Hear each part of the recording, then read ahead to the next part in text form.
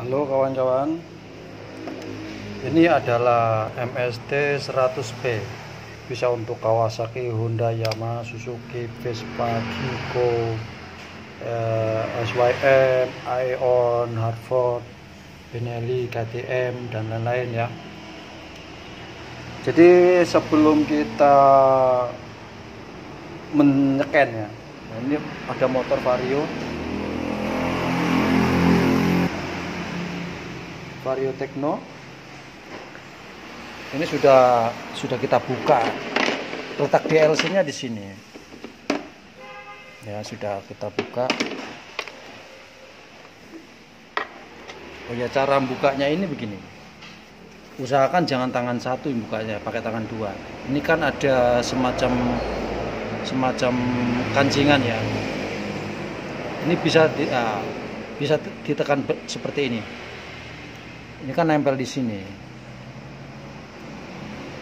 Nempel di sini. Kalau kuku kita itu panjang, kita masukkan di sini.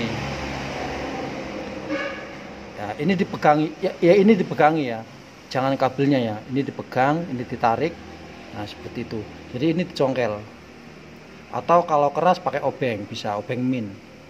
Intinya ini harus begini. Ya, oke gitu. Saya kira sudah jelas ya. Ini soket DLC-nya. Terus ini modul MST 100B. Kabel-kabel apa saja yang kita perlukan, kita siapkan dulu. Ya, kita siapkan dulu. Ini kabel untuk aki ya. Kabel untuk aki kita colokin di sini. Di sini ya, di sini. Kalau ini nggak usah, ini untuk laptop atau komputer. Terus ini main kabel itu kabel utama, Terus ini adalah dari sini ya, dari sini adalah untuk Honda, untuk soketnya Honda. Kalau ini soket Yamaha. Ini banyak sekali ya, kabel-kabelnya ada satu kotak.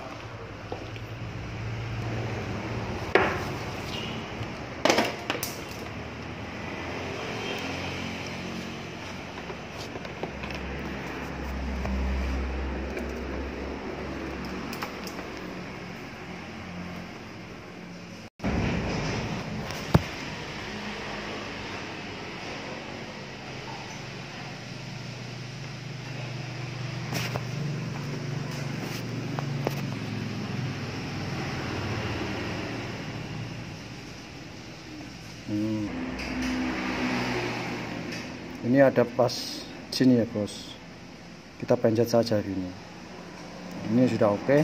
Terus kabel akinya yang plus kita pasangkan di sini. Walaupun tanpa ini juga nggak apa-apa sebetulnya. Jadi begini, nah ini misal saya cabut, ini akan mati. Oh. Jadi ini kabel power saja fungsinya. Saya pasang, nah dia akan hidup. Padahal ini kan minnya tidak kita pasang. Kita pasang juga nggak masalah. Ini juga berfungsi sebagai min, gitu guys. Oke. Ini motor belum kita on kan. Ini diagnosa analisa pengaturan versi perangkat signal generator. Kita bahas dulu yang ini. Diagnosa analisa. Ini untuk menganalisa motor ini ya. Pengaturan ini alat ini sebetulnya nomor 2 ini nggak usah kita abaikan saja. Pengaturan alat ini maksudnya ya. Kayak ini contohnya. Suaranya dibikin aktif atau tidak. Bahasanya dibikin bahasa Indonesia atau bahasa mana ya.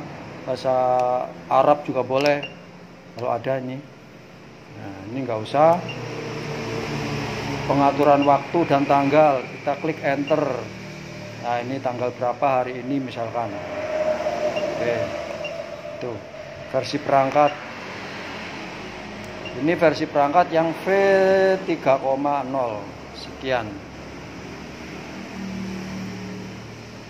Ini versinya V3. Nah, ini ya. Ini keluaran 2018. Sekarang beda lagi, Bos. Oke, gitu aja. Terus kita keluar. Ini ya, keluar sinyal generator. Sinyal generator ini apa? Nah, ini untuk biasanya untuk kalau Honda kan tidak bisa tes aktuator. Aktuator itu apa saja? Atau definisi aktuatornya ya.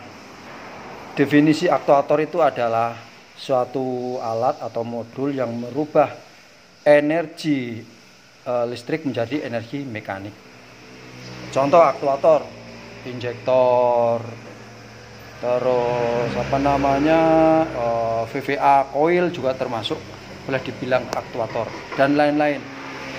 Intinya suatu spare part yang bisa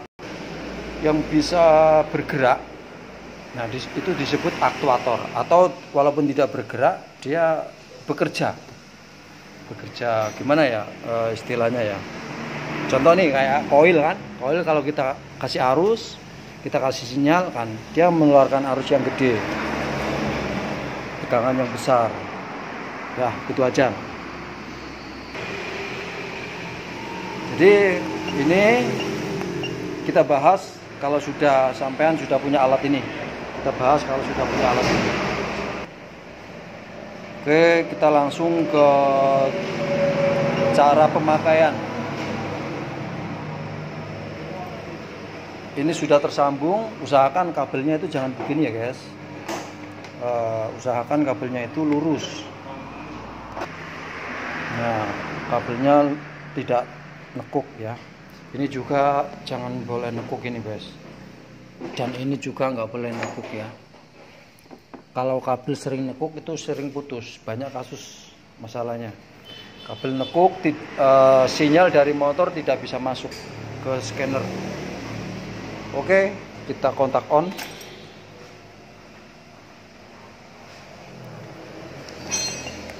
Nomor 1, diagnosa atau analisa. Kita klik enter dulu. Ini kan Honda. Ini banyak macam ya, Honda, SYM, Kimco, Yamaha, Suzuki, Aeon, PGO, Halford, terus Benelli, GCM, Kawasaki, Vespa, terus ini PX, OBD2. Nah, OBD2 ini untuk motor-motor yang sekarang, yang protokolnya pakai protokol OBD2. Oke, kita bahas nanti aja. Sekarang ini kita Honda, enter, klik enter ya. Kita pilih bahasa, ini nomor 6, bahasa Indonesia. Oke, ini motor apa? Ini motor Vario Tekno 125. Vario Tekno, coba kita cari di sini. Di sini kan tidak ada sebetulnya, tapi ini persamaannya, kodenya ini ANC 125 ini, nomor 8. Kita klik enter.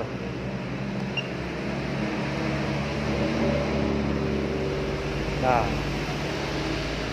data sistem FI, membaca kode kerusakan, ini ECU informasi ya. Terus ini membaca kode kerusakan, menghapus kode kerusakan. Nomor 5 adalah penyesuaian atau penyetelan. Ini reset ECM. Gitu bos. Jadi sangat mudah sekali cara pakainya. Oke, sekarang kita ambil contoh. Kita nomor 2, beralih ke nomor 2, data sistem FI. Kita klik enter. Nah, di sini putaran mesin 0 rpm karena mesin ini tidak kita hidupkan. Temperatur radiatornya 32, bukaan gas 0. Ini bukan gas 0. Nah, kalau saya putar seperti ini mentok 78 derajat. Injektornya 0 ms millisecond. karena mesin ini tidak berputar, tidak hidup. Tegangan aki 12,6, temperatur radiator dalam volt ini 2,5, bukaan gas 4,8. Ini halaman 1. Kalau halaman 2 ini kan ada tulisannya ini, dalam kurung 1 garis miring 3. Berarti halaman ini nanti ada 3 halaman. Ini halaman yang pertama. Halaman yang kedua,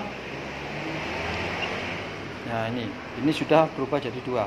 Halaman yang kedua, ini O2 sensor, satuannya volt, debit BBM, pompa BBM. Karena motor ini mati, ya nggak bisa on, nggak ada tulisan on di sini, standar samping dan lain-lain ya. Coba kita pindah halaman 3, klik kanan. Nah ini altitude, sinyal pengecekan, lampu indikasi, AVR, fuel trim. Ini mentok 3 dari 3. Oke. Beda motor terkadang halaman beda. Contoh yang kemarin yang lebih kompleks itu motor Benelli ya. Di sini kalau nggak salah, lupa saya ya, ada 8 mungkin ya, 8 atau 12 halaman ya untuk Benelli. Jadi intinya beda motor beda halaman, beda jumlah halaman, begitu bos. Oke, ini hanya basic cara pakainya saja. Boleh klik ini, boleh klik ini. Kalau klik ini langsung ke angka 1. Nah, kita tes motor, kita hidupkan.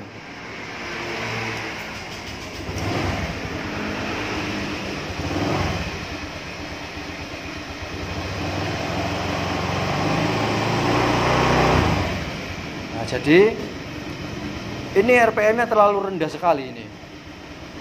Nah, ini harus disetting ini. Ini kurang pas. Kalau RPM rendah cenderung seperti ini. Dan ini bukan gas kayak gini 0 ya. Kita lihat temperatur air radiator 35 derajat Celcius. 35 ini adalah suhu yang belum optimal. Suhu ini nanti berubah, bukan suhu mesin yang disarankan. Saat pengecekan kita untuk mengetahui ya data ini normal atau abnormal, ini suhu harus minimal, kalau saya minimal 80 derajat. Ini harus kita tunggu 80 derajat atau 85 lah ya. Ini tidak boleh kita bilang motor ini tidak normal, motor ini normal, tidak boleh. Kita belum bisa memutuskan. Ini juga kita belum bisa memutuskan. Nah, kita belum bisa memutuskan ini motor normal atau tidak. Soalnya apa? Suhunya masih belum mencapai suhu maksimal, suhu optimumnya mesin, suhu kerja mesin. Ini masih suhu 41. Harus suhu 4 sampai 80 minimal ya.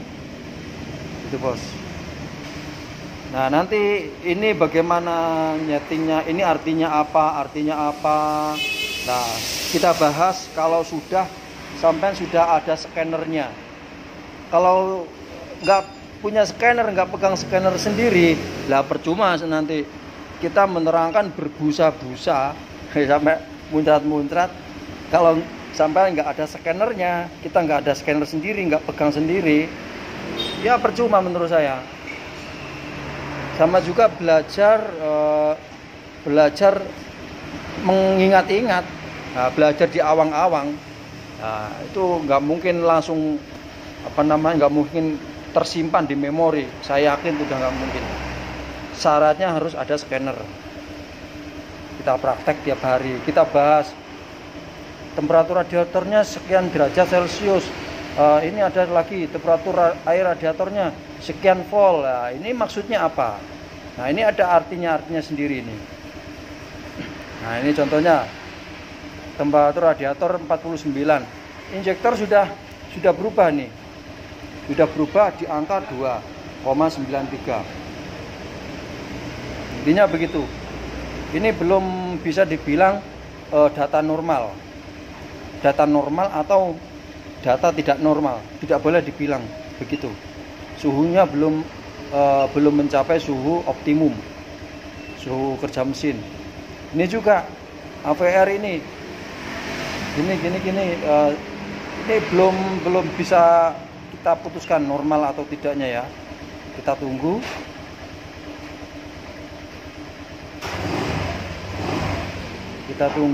Ini 52 sampai 80. Saya pause.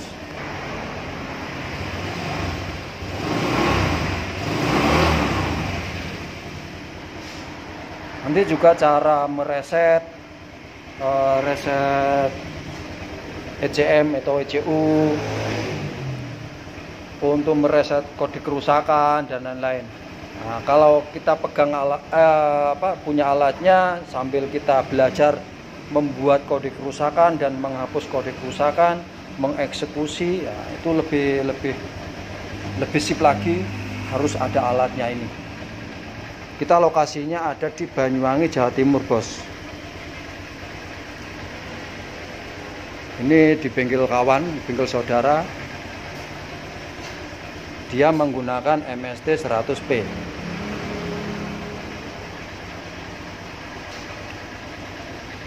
Nah, alhamdulillah ya rame-rame ya, karena itu tadi alat ini sangat membantu kita untuk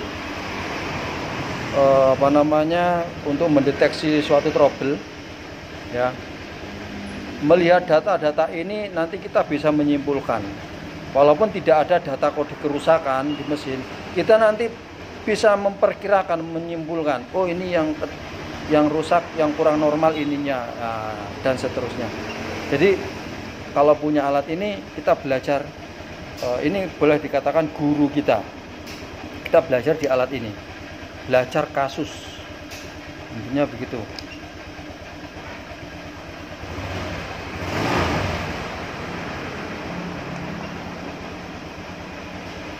Kalau ini membaca kode kerusakan, ya, cara membaca kode kerusakan, kita klik enter, pembacaan tampilan DTC, tidak ada kode kerusakan. Buktinya ini, di sini tidak ada kode mil yang menyala, ya, tidak ada kode mil yang menyala. Kalau di sini ada kode mil menyala, di sini pasti ada tampilan kode kerusakan. Kita klik enter saja, oke. Kita cari historinya, sejarah kerusakan DTC, historinya ya. Nomor 2 kita klik enter. Jadi motor ini tidak ada kode kerusakan yang terbaca, sejarahnya tidak ada. Sejarahnya tidak ada dan itu fine-fine saja. Jadi fine-fine saja, tidak ada kode kerusakan. Saat proses servis ini wajib kita hapus. Artinya apa? Walaupun motor ini tidak ada masalah, ya. Ini di sini nomor 4 ada menu menghapus kode kerusakan. Oke. Kita klik enter. Walaupun tidak ada kode kerusakan, tapi kita harus menghapusnya.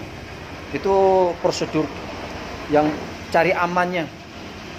Ini ada informasi, yakin ingin menghapus sejarah kerusakan, yakin kondisi kontak harus on, ini harus on, terus mesin harus kondisi mati. Berarti mesin kita matikan, gitu ya. Lalu ini ada pilihan. Kalau kita ingin menghapus sejarah kerusakan, kita pilih nih yang ada di kolom merah ini, kita enter. Kalau misalkan kita tidak mau menghapus, kita klik panah. Nah, ini kan ada ini kode merah ini. Lalu kita klik enter. Berhubung kita ingin menghapus sejarah kerusakan, kontak on, tapi mesin kondisi mati ya. Kita yes ini. Nah, ini kolom tanda merah di yes, terus kita enter. menghapus kode kerusakan. Penghapusan berhasil. Enter. Terus ini nomor 5 yang terakhir, penyesuaian dan penyetelan. Ini reset ECM atau ECU. ECM itu ECU itu sama saja, bos. Kita klik enter.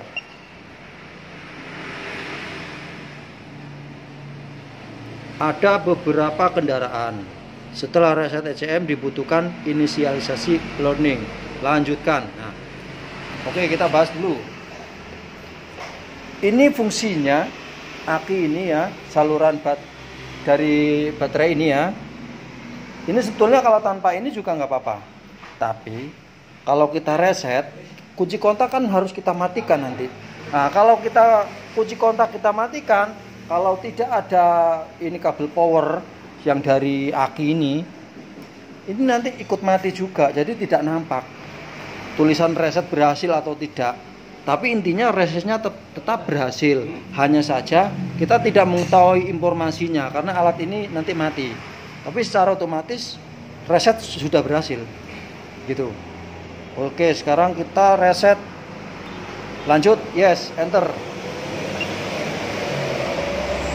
Untuk mereset ECM sepenuhnya, putar kunci kontak off, lalu on-kan dalam 10 detik.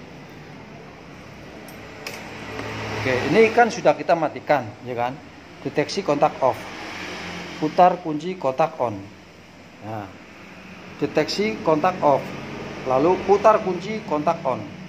Kita putar kontak on. Kalau ini kita lepas, nanti ini mati. Ini mati. Layarnya ini. Tapi walaupun layarnya ini mati, ini tetap berhasil. Proses reset itu tetap berhasil. Sengaja ini saya pasang kabel power biar tahu apa nanti informasi yang ada di tampilan. Kita kontak on. Nah, reset ECM berhasil. Perintah pembersihan BGMFI telah selesai. Kita klik enter. Artinya ini sudah direset. Ini adalah basic cara pakai MSD 100. Adapun nanti trouble di lapangan banyak sekali ya macamnya. Trouble di lapangan, trouble TPS. Nah, ayo coba kita kita buka satu saja. Kita bahas yang TPS. Soalnya sering terjadi ini. Bukan gas. Ya. Kita gas. Di sini. Nah. Coba bukaan gas. Di sini yang kuning ini ya 73,5 derajat. Ini berubah-berubah, bukan gas ini berubah-berubah. Ini sering kasus. Ini berubah-berubah. Apa artinya? Ya kita bahas kalau sampean sudah ada ininya, sudah alatnya ini. Kenapa bisa begini? Kenapa harus begini? Ya. Oke. Cara untuk mendeteksi TPS yang rusak. Kita klik enter. Nah, kadang buaan gas ini ya kita mendeteksi ini kita tidak tahu ini berapa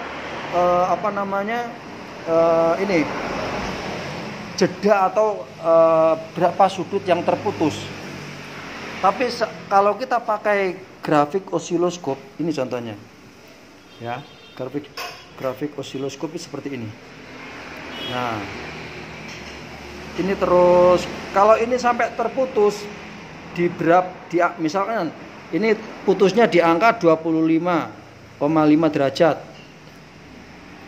Nah, ini berarti misalkan putus begini, nggak ada lagi sinyalnya, tiba-tiba kita tarik ada lagi seperti ini. Nah, itu berarti TPS-nya sudah rusak. Pakai menu grafik osiloskop ini adalah cara yang paling mudah dan sangat membantu kita. Kalau kita hanya melihat ini, kita kebanyakan tidak akan mata kita tidak akan sejeli oleh grafik ini. Kalau grafik ini ya kan ketahuan nanti sinyalnya putus atau enggak. Nah, ya kan? Ini kalau kita naikkan terus, kita gas terus seperti itu dan seterusnya. salah satu contohnya. Ada yang menu yang ada di MSD 100 ini. Kita ada di Banyuwangi ya, lokasi kita Banyuwangi, Jawa Timur. Di Jawa Tengah juga ada. Silakan datang langsung ke kami. Monggo. Atau apa, pelatihan via online praktisnya biar menghemat energi dan biaya. Gitu bos. Ini sudah kita reset motor ini, sudah kita clear historinya, tidak ada masalah. Motor ini kita katakan sehat, tidak ada kendala apapun. Begitu. Oke, terima kasih.